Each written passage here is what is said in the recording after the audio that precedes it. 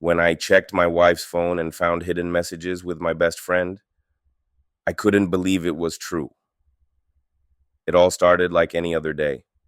I came home from work, tired, with thoughts of spending the evening with my wife, having dinner, and maybe watching a movie. But something about her behavior had changed over the past few weeks. It was subtle, something I couldn't quite put my finger on. The warmth in her eyes seemed colder, her responses shorter and more distant. I couldn't figure out what was going on. Maybe she was just tired, or maybe work was stressing her out. But deep down, my intuition told me something wasn't right. My wife Lucy was not only my spouse, but also my best friend. We'd been through everything together. We met in college, and since then, we had supported each other through thick and thin. Her smile had always been my source of inspiration. She was intelligent, kind, and strong, and I was proud to have such a woman by my side. And then there was my best friend, Alex. He had been with us through it all, from school days to university and into adulthood. Alex was like a brother to me, though not by blood. He and I had shared so many moments, both good and bad, that I never thought for a second that he might betray me. But lately I started to notice things. Alex's visits had become more frequent, though it wasn't unusual for him to hang out at our place. Lucy and I always welcomed him, and there were times when I even thought it was great that we could all spend time together. However, something felt off. The conversations between them had become more intimate, more knowing. When I asked them what they were talking about, they would both laugh it off with a nothing serious. It didn't sit right with me, but I didn't want to jump to conclusions. That night, as I got home, Lucy was in the kitchen preparing dinner. I kissed her on the cheek, but I could tell she was distracted. I grabbed my phone and set it down on the coffee table. Then, without thinking, I glanced over at her phone, which was lying face up on the counter. I had no intention of snooping, but something in the back of my mind told me I needed to check. Lucy was still in the kitchen, humming softly as she cooked, completely unaware of my curiosity. Without thinking twice, I picked up her phone. My thumb hovered over the screen, and for a moment I questioned whether I should go any further. But then my thoughts raced back to Alex's recent behavior, and I couldn't shake the nagging feeling that something was wrong. I unlocked the phone, telling myself I was just being paranoid, and opened the messages. The first message I saw was from Alex. It was a text sent earlier that day. "Can't wait to see you tonight, baby. It's been too long." My heart stopped. The next few messages confirmed my worst fear. Lucy had replied, "I miss you too.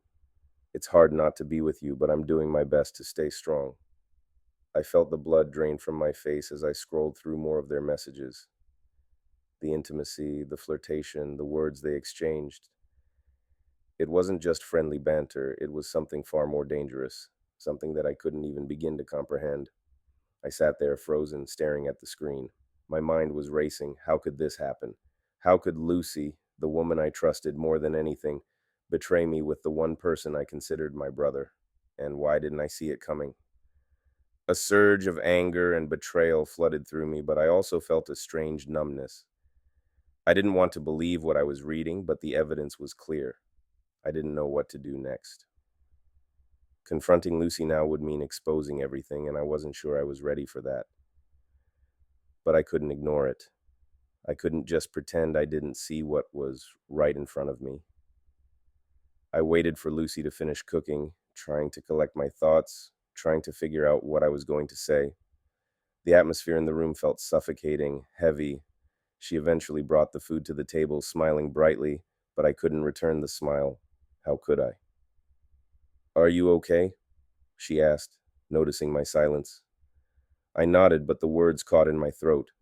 I wanted to scream, to shout, to ask her how long this had been going on, but instead, I just sat there staring at her, trying to process the whirlwind of emotions that were crashing over me. "Is everything all right?"